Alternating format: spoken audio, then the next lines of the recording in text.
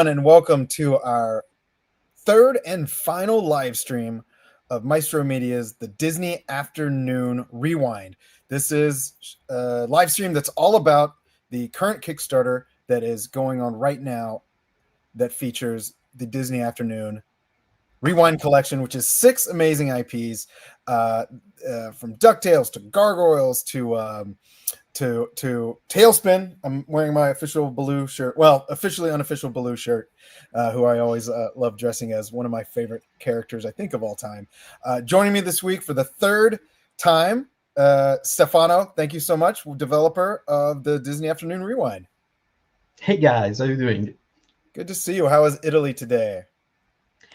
It was slightly colder than it used to be, so we're getting into winter, but it was fine. That's excellent, man. Well, thank you so much for coming back on the show. Today, we also have a very special guest. I'm extremely excited to introduce you all to artist James Silvani. Hello, Good morning. James. How are you? I'm outstanding. That's great. Now, James has been doing all the character art as well as the covers for the Disney Rewind collection, and we are up to a massive 64 characters, fronts and backs on the standees, plus the 6 covers. We have been working him very, very hard, but luckily he's had a little bit of experience with Disney in the past. James, I would love for you to tell me about kind of your how much you've worked with Disney. How did you get started? Wow. Well, when I got out of college in the 90s, I did a lot of merchandise artwork. And of course, the early 90s were the prime time for Disney Afternoon. So it was a lot of toy packaging, t-shirt design, things and such. But the 2010s came around, and there was that's when it started, the revival for the Disney Afternoon. And I was doing more comic books at the time. And they said, well, the company I was working for at the time, Boom Studios, had the Darkwing Duck license and several other Disney licenses as well. And they happened to see that I had experience with the Disney Afternoon, and kind of all came together from there. Started on Darkwing Duck and Rescue Rangers and DuckTales, and it's been, if it wasn't for the 90s, I'd be working at the DMV right now. Well, I think it worked out really, really well. So you've had this extremely long career working with Disney Comics. You've probably drawn nearly every character I think anybody could think of from those kind of worlds. So I'm going to ask, like, what character do you like drawing the most? Like, who do you turn to, or is it just is your favorite the one you're currently working on?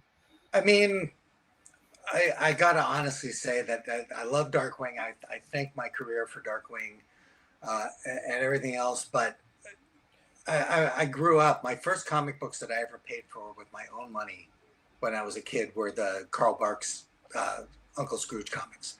Those are just my favorite of all. They shaped who I am as a cartoonist now. So any chance I get to draw Scrooge is always a welcome opportunity. That being said, my favorite character to draw actually in comics is probably Negaduck, because I have the most fun with drawing the bad guys. So and if because Darkwing I have drawing down pat, but to have him doing something evil is especially fun. So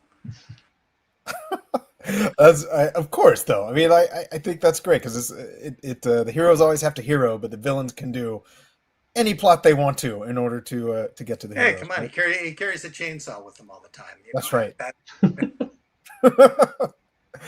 So we have a special treat today. Before we get into the rest of the show, not only was James kind enough to come on and talk with us all about drawing on the Disney Afternoon Rewind collection, but he is going to be drawing live on the hold on, let's see, remove. There we go. He's going to be drawing live a character. It's a dealer's choice, so James is going to pick a character that he's going to do on the show. And for people who would like this to be theirs, we're going to give it to you.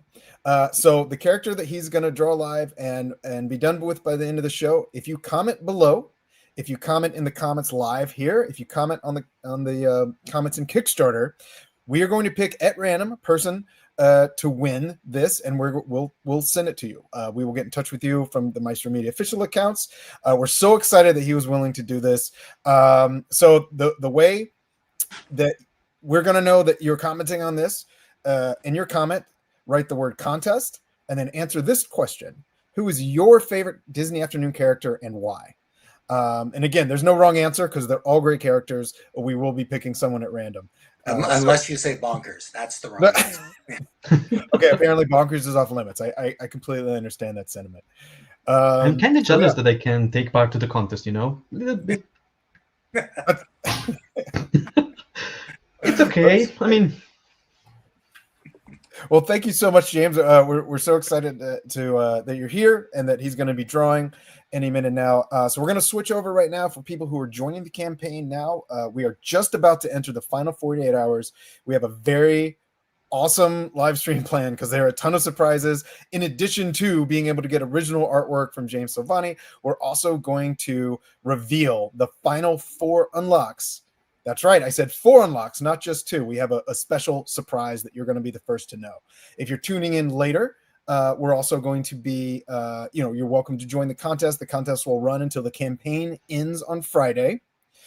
So not only are we going to do some secret unlocks today, we're going to start off with a quick introduction to the campaign itself for people who are joining us, who have just discovered because the 48-hour emails went out. This is the final 48 hours of the Disney Afternoon Rewind campaign. That's 6 incredible games. So 6 full games. You have Goof Troop, DuckTales, Chip 'n Dale Rescue Rangers, Tailspin, Gargoyles, and Darkwing Duck. And each one of these is a self-contained game, has everything you need to play. However, during the campaign, you have the chance to get a ton of stuff. Not only can you get 20% off, up to 20% off if you order the 6 games as a set, but you can also get up to 26 bonus characters for free. So that's going to bring the total number of playable unique characters up to 64 characters. And as you see question marks right there on your screen, you're about to start seeing some of these revealed unlocks as we make our way through the show. We're very, very excited to show them to you. The other thing to know about this game is that they all use the brand new Rewind system. The Rewind system is a very just interesting, streamlined, flexible system that allows a whole bunch of different characters to have a whole bunch of different abilities. So each character is going to feel unique. Each character feels like they did on the show. You're going to really clearly recognize these characters. And as the developer, I would like to ask Stefano, what's the best thing that you like working with the Rewind system? Oh, not an easy question. There are a lot of angles in which the system is very fascinating to work with. I'm not even talking about playing with it, even if, sometimes we play to work on it. But there's a lot of stuff. I mean, the inspiration system is fascinating in and of itself because it works in a way that metaphorize specific aspects of a character, and you're kind of painting the character within the system with those 4 colors. So it sounds weird to say this in front of James Silvani, but yeah, we are trying to represent those specific characters with those colors. So that part for me is super interesting, and this is something me and Nate keep talking about, painting a character in terms of mechanics with a very aggressive character, a combat-oriented kind of character, maybe red, and there's a lot of red inspiration going on with his cards and his abilities, and so that part to me is very fascinating because you can even maybe guess the characters we are talking about just by the distribution of inspiration token the character uses and makes use of. That's by itself something that amazes me because it's the basic unit which we use to represent the characters and to create them and make them move and act out on the board. And of course, the other part is the dynamics, the fact that the game is always, there's always something going on in the system. There's never downtime. Oftentimes in board games, you are worried about the downtime of the game, stuff that happens that clogs up the pace of the game, and people wait for you to play, or just for an automatism to go on and to happen.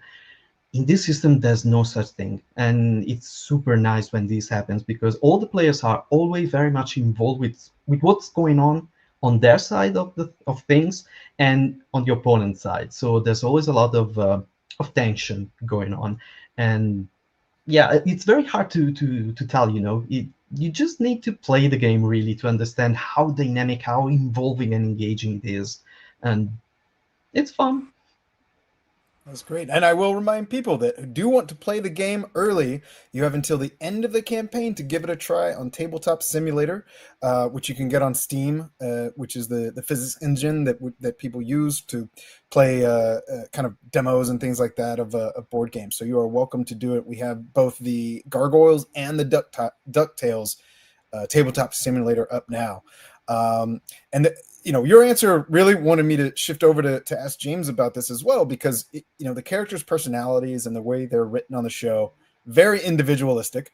But I think it's only matched by the fact that they're visually, you immediately recognize a lot of these characters the second you see their outlines, and I think that's kind of one of the challenges in doing the artwork to make sure, because there's so much personality put into these characters, like right away. I mean, look at that outline. I would know that if there were no details on the inside. We just see it shaded. But before I get to James' answer on that, I did want to share this compliment. Absolutely loved your work on Boom Studios, Darkwing Duck. And thank you so much, Lee Ravel. Yes. I love. Thank you so much for tuning in. But we totally agree. I think James's work is iconic within the Disney world. Oh, I sure appreciate that. I mean, going back to what you were saying, I do. I get when I do conventions and such, I get a lot of young artists all coming up to me for little portfolio reviews or such. And the one best advice I always give is that when you're designing a character, make sure you can tell something about them, or be able to recognize them if they were all in shadow, if they were just by their shape. And when it came to these Disney characters, I mean, that was easy. I mean, although Scrooge and Donald are built on based on the same character design. I mean, you switch out the hats and clothes and the mutton chops, and you're going to know which one is which. But the way Scrooge stands with his confidence and his demeanor, as opposed to a Donald who is always angry, or always throwing a fit, or always doesn't have the confidence that Scrooge does. It really is. It says something about the way the character was designed, and I hope that comes across in the way that I draw them. Yeah, I think it does. I mean, it is pretty interesting, because you have DuckTales. Let's say even like with Gargoyles, you've got a lot of profiles that could be very similar. Not profiles, but just outlines and things like that. But then it really feels like in your art, you're seeing so much of who the character is just addressed, like you said, by their stature and how they stand and how they're moving and like what they're doing action wise. I always thought it was kind of neat, especially when you mentioned Gargoyles. Each one of those characters is so unique in their design. But when it came to the storyline for the Steel Clan, with Xanatos's army of gargoyle robots, you get them all based on Goliath. Right. And you would think, well, can you tell the difference between the robots and the Goliath with just the silhouette and just the shape? Mm-hmm. But the way Goliath carries himself, so regal and so proud as a character, and Xanatos and his armor and the robots are all just the same shape, different way of presenting itself, and again, the genius of the character designers when they came up with all this.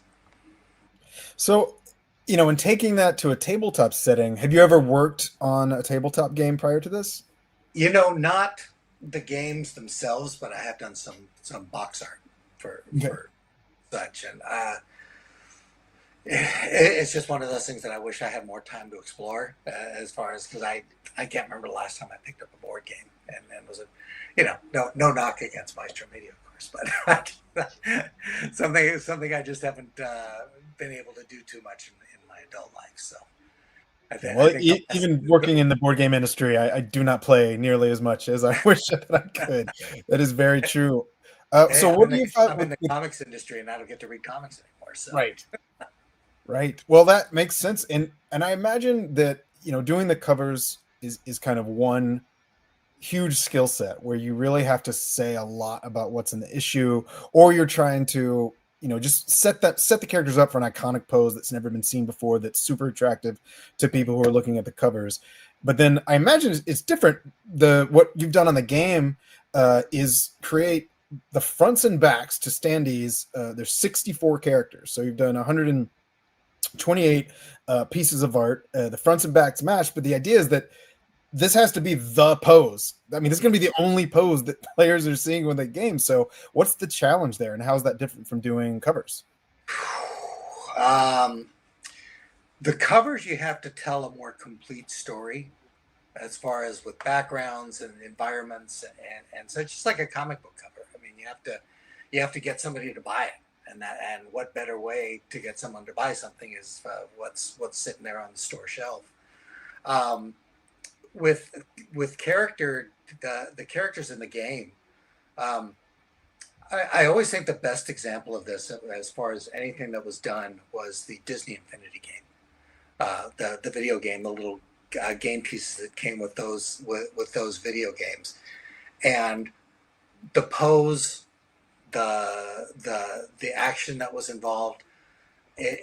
It really told a story on itself, and it was versatile enough that you could throw it into any game situation. And that's kind of what I was trying to do here. If there was anything to emulate, it was the way Disney Infinity was done. And I thought, okay, so if I was going to do these characters, how would I get something that's versatile to put in any situation and still tell a story? And hopefully that's what came across in the games that I design now. Or the pieces. So, Stefano, coming from a designer's perspective, do you find sometimes, because you've worked on games with a lot of different characters and things like that in the past, and this is another huge endeavor, do you find that the art influences gameplay in some cases? Yeah, totally. I mean, the visual cues you get from the art itself sometimes is quite always is faster than what you convey with words. So first and foremost, you identify with what you see, especially when it's about very iconic characters like the Disney characters. We saw Scrooge. James is drawing Scrooge, and even just by the stance is drawing Scrooge, you can say what is communicating to the players if the players were to play with that as a standee or a miniature. The point is, basically, everything is conveyed by the feeling that you get from the image. And the standees that we have, I think they're quite perfect because you can feel like you can imagine adventures going on around them, and they get into adventures because they're dynamic poses, they're very iconic poses, recognizable, but still kind of generic enough that you can make them go through whatever adventure you want. So yeah, each and every game I've worked on in terms of design and development, it's all about conveying the right message with the rules, with the aesthetics of the game, and basically the illustration do a lot of work on this side of things. I think I'm just mesmerized right here by the way Scrooge McDuck is just coming to life on the screen. There's nothing I can do to catch the attention more than James tonight. I know that. Well, it I goes get hand in hand. distracted by it. Yeah. So, James, when you're devising things like this, are you always looking for new ways to take advantage of the character designs in terms of, like, what can you do a little bit differently here? Like, what are new things you want to try? How do you approach that? Boy, I tell you, that's the hardest thing in the world is, trying not to be bored with what you do, and I mean, I look at the way I draw Scrooge or Darkwing or something, the way I drew him 5 years ago, and I mean, I see something totally different every time. I think it's a little, little tricks that I learn along the way, little, the things that I try and do different. I'm always trying to improve, and so yeah, if I was drawing the same thing, if I'm signing a book or something. Mm-hmm. And I always try and include a little sketch in there. But if I'm drawing the same sketch over 500 times, it really kind of kills you a little bit inside every time. So I think I do try and add something unique to everyone that I do, and it's I think with these though, since these are the game pieces, you have to you kind of have to bring your A game to this stuff, and I think that this doing these for the game where I'm only going to get kind of one shot at this, as opposed to a comic where you're drawing the same character for 22 pages. I mean, I hope it come across that this is like this is my best version of it. So, I mean, the artwork that's been coming in has been so much fun to get in, to see these kind of, I mean, because you're absolutely right. I think that because the art's on the standees itself, it has to be the best representation of that character, because that's, people want to be able to immediately look and recognize where their character pieces are on the board and everything. Right. Wow. So as I'm going to give James a few minutes break so he can concentrate on this amazing drawing here, because we have a couple of other things to go over, but we're, of course, going to come back and ask him more questions as the show goes on. But I do want to say, if you want to win this Scrooge McDuck original artwork by James Silvani, comment here, comment below, comment on the Kickstarter. Just start your comment with the word contest, and then answer the question, who is your favorite Disney Afternoon character and why? You know what? We have a few more minutes before the half-hour mark, which is great. Something very special is going to happen at the half-hour mark. So let me throw up a question here. We'll do it from Will. Will write, Stefano, which character has the craziest gameplay? Oh, it depends on what you would call crazy. We have a few characters that makes a very, very innovative use of tokens. And that's crazy in a sense that sometimes you use tokens just to represent stuff in board games, while here we have a few of them that uses them as emanation of themselves. There's one that does pretty crazy stuff, but I cannot tell you yet. We're going to go into that in a little bit. And to me, I think if we talk about how powerful the character is, I think that Megavolt from the Darkwing Duck set is pretty crazy with his tokens, because he can charge up and charge up and charge up until he unleashes these very, very powerful challenges upon his opponents. And that's pretty much crazy, because I don't want to suggest anything to the players, but there's a hidden kind of rule that you can use to be very effective upon your opponents. So that's very, very, very crazy, yeah. Excellent. Thank you, Will, so much for joining and for asking the question. You know what? We are going to interrupt James very quickly, because Brian asks, what were the challenges of doing the Gargoyles character in your style?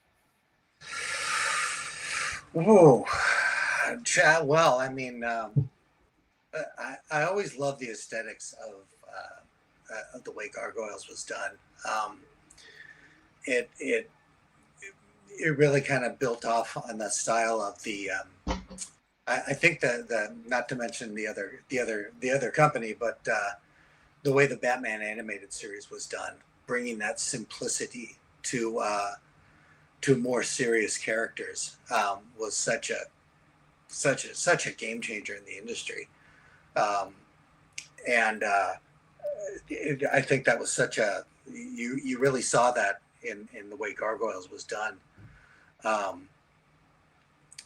mean, they took it to a next level too from whatever was done on Batman. And it was really just a lot of practice, but you know, if you look at the designs from the Carl Barks and Disney comics that were done over the years, and then the way that translated to daily TV animation, I mean, the Scrooge is a lot simpler. The Donald and the nephews are a lot simpler done, and the way the Gargoyles designs were done were also so simple. So I think if you just have a sense of how the characters are constructed, you can switch off to between that more cartoony style and something a little more serious, just when you have to. So but you know, I have fun drawing either style, something more serious or something more cartoony. So excellent. And that's does sound like a, you know, even though all these shows were part of the Disney afternoon, they vary tonally and like how much action's in one compared to another. Everybody goes on adventures, but certainly they have like kind of these varying tones that I think probably really requires thinking through what this artwork, like, you know, what effect it's going to have on people who see it. I don't know how many game people are into the comic book world of things, but there is going to be an upcoming crossover from Dynamite, who currently has the Disney Afternoon or Disney license in general, and there's going to be a Darkwing Duck Gargoyles crossover coming up. It's written by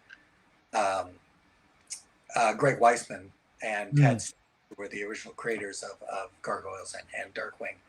And I haven't seen any of the artwork yet, except for some of Tad Stone's covers.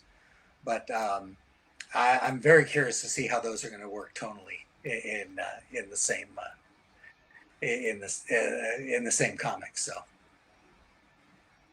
yeah, the Gargoyles were very grim compared to the usual Darkwing Duck tone, right? Mm-hmm. Yeah, I mean, the comics that I worked on were,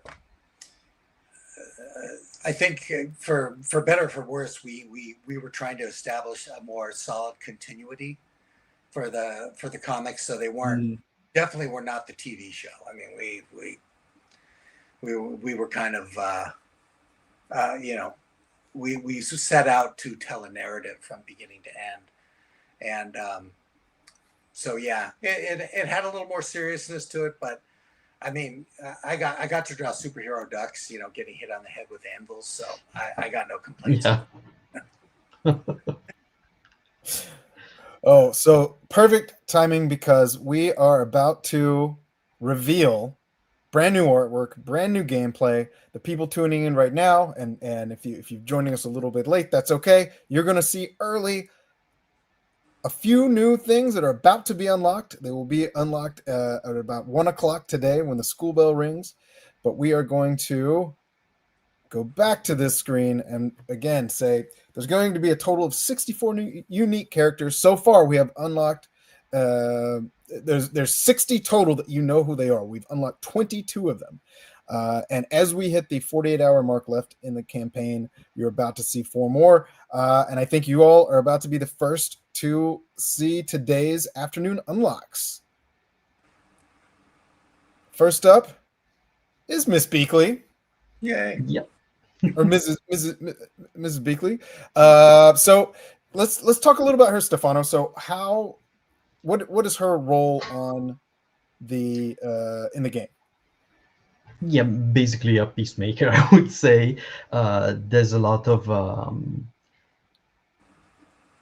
she kind of removes fear. That means that she's a support character basically in terms of how she's categorized, and this is very much useful because many characters are focused on dealing out fear, so challenging other opponents, and those are the pillars of the gameplay. But really, when you play, at some point you realize that maybe you have no way of keeping up with what's going on the table, especially on your characters when it comes to fear. So yeah, having maybe I should call it a healer in terms of gameplay terms, But yeah, that's the kind of support character we want to have around and you want to rely upon.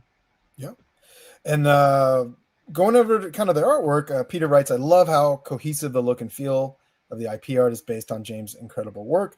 And I agree. And when it comes to these characters that aren't necessarily in every episode, but people love them, how is it more fun to draw kind of these characters who are kind of on the more supporting side because you don't get to draw them as often? That's exactly what was the most fun part. Is some of the background Tailspin characters were great. The pirates, and there are things you don't ever see in merchandise, which was some of the Rescue Rangers background characters, and yeah, I mean you don't get to see them on T-shirts, you don't get to see them on toys usually, anything like that. So yeah, any chance I had to draw some of the background characters, was very welcome. So yeah, I think that brings up a really good point. That's one of the things tabletop games I think are really good at, especially ones that it's way more fun to have more playable characters, is that you get to see more characters than are in almost any other type of merchandise. So you've got these side characters who, and the way I always look at it is that every character is somebody's favorite character, and to be able to service those super fans and the people that like love these shows and like love all the little nooks and crannies they get to go dive into and these little side characters, I think is so rewarding as game publishers. It really allows us to explore it, and we've got both of you who are actually able to bring those things to life. Yeah, from a certain point of view, I think it's the good part of doing this, because when you work with a lot of characters, you're actually going down the rabbit hole of obscure kind of quotes and references, but that's someone's favorite, as you said. And the idea of playing with a main character, of course, that's appealing. But playing with a side character, with someone you maybe relate because his narrative is close to what happened in your life, maybe, or a characteristic you have, that chance is very much what board games can do, actually. Yeah, when I got the list of the initial or the final list actually of all the characters they plan on to include, I was like, "Are you sure?" Yeah. And then we added to it. No, all right. really? Okay, sure. All right, let's throw it in there then. Exactly. Well, speaking of one who was, I think a lot of people saw this one coming. We're going to look at the last daily unlock. This was our originally planned last unlock. Of course, we've got a couple surprises coming up after this guy, but let's see who it is. Lexington. How could we not have Lexington?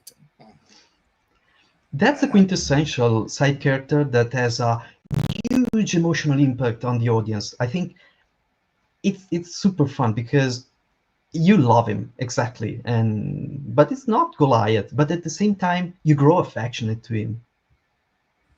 Yeah. And within the gameplay, of course, we wanted to make him very fast, very quick, very hard to catch, and that's hard to do when you're making a game that's all about scaring your opponents away, because Lexington is not the scariest of the gargoyles, but he can do a lot of weird stuff to confuse the enemies and escape their challenges.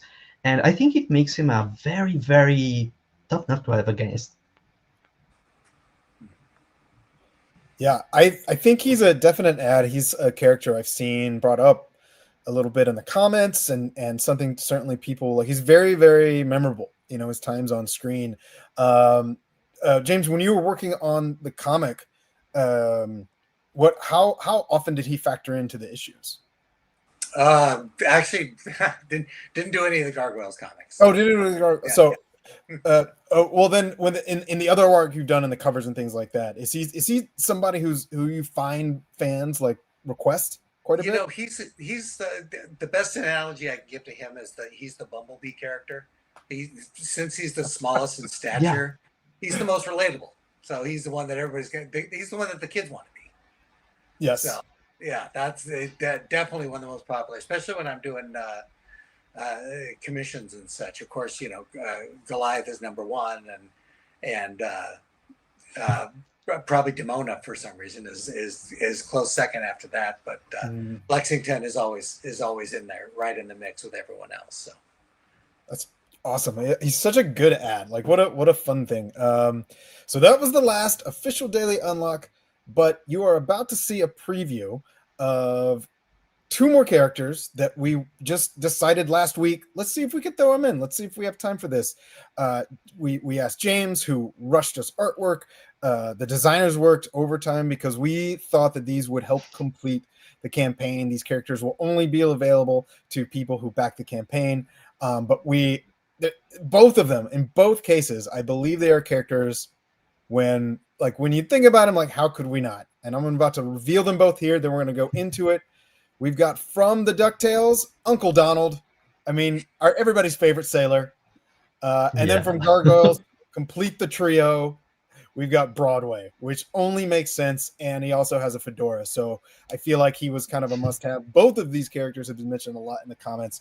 And I think we were really, really happy to be able to get him in, thanks to James and Stefano and the rest of the design team, and as well as Disney, our partners, for working with us really hard to bring these characters to life. We're so excited that they have now become officially part of the Disney Afternoon Rewind collection. And let's talk a little bit about. Let's start with the happy sailor there. Whoops. We'll start with the happy sailor there. We'll start with Donald Duck.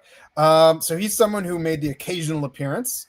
He drops Huey, Dewey, and Louie off at his Uncle Scrooge's while he's off sailing the world. What was your kind of thought process in integrating him into the Rewind system? It was when you have such a famous character, it's super easy because it's so well defined that you just go with the flow. You feel what you feel when you talk about or think about the character, and that's it. It's very easy. But in this situation, in DuckTales, Uncle Donald is not the main character at all. So we needed to give him an angle in which he's mainly central, because of course he's Donald, dude. But at the same time, he's not the main character. Scrooge is the main character, and everything is not revolving around him. So we were so close to have him work all about when he gets angry, he does stuff in the cartoons. Usually it's all about that. But we decided, no, that's the main character, Donald. We decided to go with the other very, very important part of this characterization. It's the luck and bad luck, especially.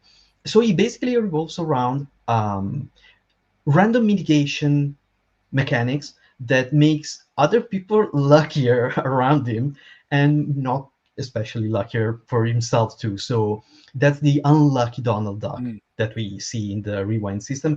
And I think it works very well because he doesn't take center stage, but at the same time, he's so influential, so important to have around. And of course, he can have the work done, Yeah, exactly. And then James, is Donald one of your favorites to draw? I mean, he's been around for so long. He's part of everybody's childhoods, from ours to I think new fans that are kind of just getting into Disney at the age of 2, 3, 4, and 5. What is it like to, is it exciting to draw kind of a little piece of history? It is a thrill beyond thrills. I mean, of course, when you think of Disney, you think of Mickey Mouse, and that's the icon you want to draw. And but Mickey is so simple, and it's deceptively simple how hard it is to draw Mickey and make it look like Mickey. Donald, I think you have a little more leeway as far as because there's this happy Donald, there's angry Donald, there's flustered Donald, there's no good luck Donald. That's why I was surprised you if his character is based on luck, you didn't have we didn't do a Gladstone Gander to throw in there contradiction to him. But I mean, yeah, I mean, I'm always in terms of whether I have my choice of whether I want to draw Mickey or Donald. I mean, Donald is always number one. I mean, that's what it's more fun to do the character with flaws. Mm-hmm. And Donald, I don't know if it was that way so much in the DuckTales show because he didn't make enough appearances, but anytime anything bad happens, it's always going to be around Donald, and that is definitely much more fun to draw. So, but the way I drew him for the game piece here, it's at least he's hopeful, because I think Donald is always at least a hopeful character. Yeah, it just never really works out that way for him. So, yeah.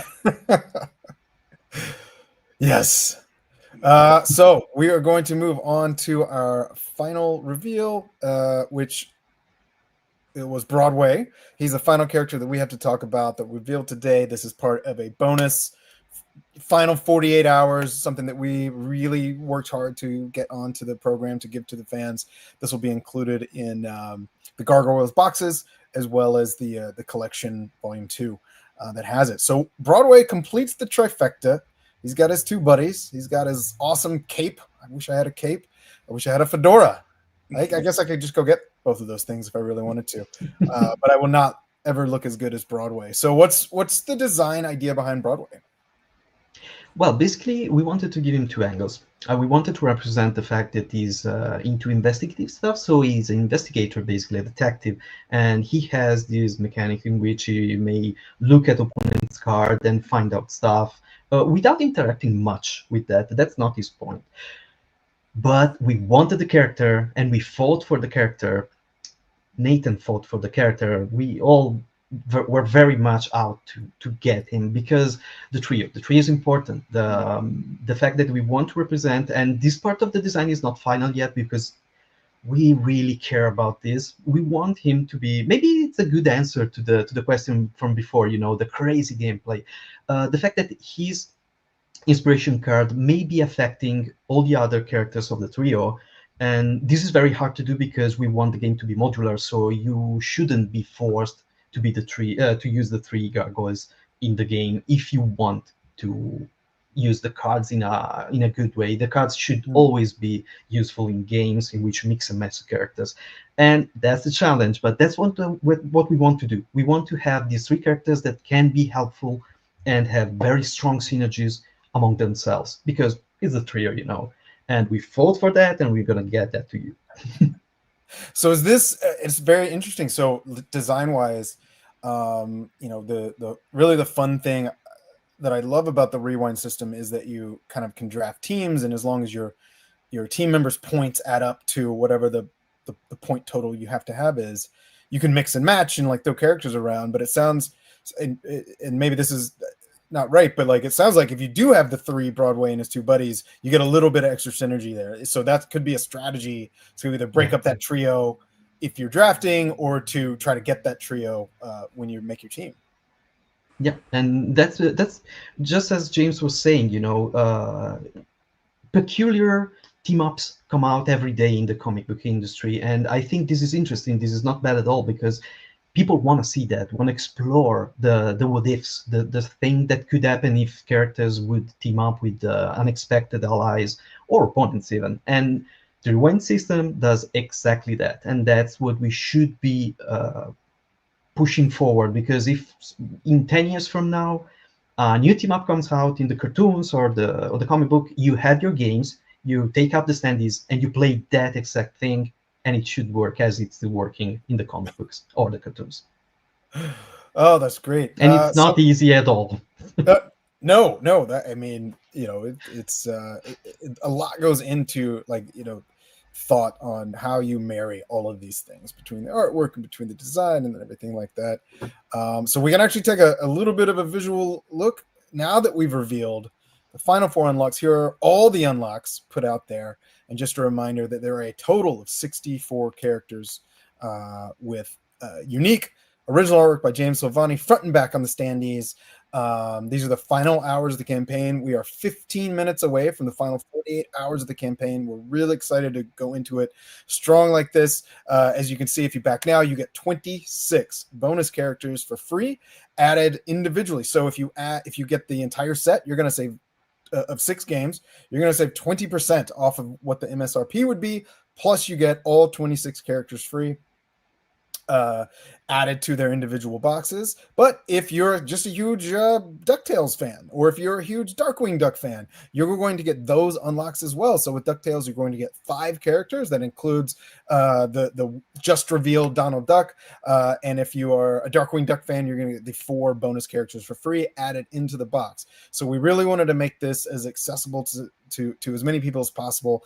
And, you know, if you've come in because Darkwing Duck was your thing or Gargoyles was your thing, we've got that pledge option for you. And if you just sat down in front of the television for 2 straight hours or 3 straight hours, watch the entire Disney afternoon, then you can get it all at a pretty big discount. So we're extremely excited about this offering going to the final 48. Thank you all for joining us. We're going to go back to James in just a second. I do want to say that a reminder about the contest. As you can see, James is hard at work on an original hard at work on Scrooge McDuck, and you can win James's original artwork of this Scrooge. You can win it. Just comment here, comment live, comment below in the YouTube comments once we're not live, and once it becomes a video you can watch. Comment on the Kickstarter. Just make the first word contest, then answer the question, who is your favorite character from any of these 6 shows and why? We will pick the winner randomly and get in touch with you. The contest will run until the end of the campaign. So that is exactly 48 hours and 13 minutes from the time of me saying this right here. Let's see. Look at that. Oh, there we go. So we've got a couple entries already. Magica, vote for Magica. I kind of want to see what our demographics are. I'm so interested to see what everyone comes back with, who their absolute favorites are. And then back up here, Brian, who was the first to enter our contest. Oh, where's his? There we go. He went for Demona. Very complex, which is a very good reason to go. Those are actually 2 fantastic kind of antagonists in a lot of ways, right? Yeah, well, everybody loves the bad guys. That is very true. That's what James was saying, you know, villains are more interesting. That's right. Here's the boring people. You always want to be the villain or the anti-hero, I feel like. The anti-hero. Heroes never get the credit due, I think. Yeah. But we would be sad if they lost, which is why I feel like they always do a good job pulling it out. So here we have, is it done, or there's still some work to do? I can't tell. I think that'll pretty, and then I'll do a for the contest winner, I'll do a marker version of this, so it'll come amazing. out pretty. So they will actually get I'm a physical hand-done copy of this. I'm going to use my alt account to enter. I can't write in the chat. Why can't I? I've banned you. You're gone. Well, everyone, thank you so much for joining us today. This was one of my favorite shows. I love to talk about not just the gameplay and kind of the things on hardcore games, but all the other things that go into it, whether that's the artwork or the storytelling behind games and the stories that they tell to us when we sit down and play. That's why one of my favorite kind of subgenres of games are these types of games that you can put in a wide variety of characters and have a great experience and really relive your own Disney afternoon on your tabletop. You can tell yourself a little story. You can make an entire new episode of your favorite show and play it out. James, thank you so much for joining us and for the amazing artwork. Thank you. Did I draw all that? You're like, oh, I wasn't even paying attention. I just drew characters. That. It comes from years and years of hard work is the thing. Wow. Years of practice and hard work. Stefano, for the 3rd week, thank you so much for joining us. Always a pleasure to see you and chat with you. Both of you gave so many great insights, and we are more than happy to be 10 minutes away from the final 48 hours. For those of you tuning in now or later, in about 10 minutes. That's when we start sending the 48-hour emails, and I think it's going to be a pretty wild ride. Let us know what you think. We want to hear from you. We want you to enter the contest. We want you all to take home original artwork by James Silvani. Yes. Thank you all very much. We'll see you over on the Kickstarter.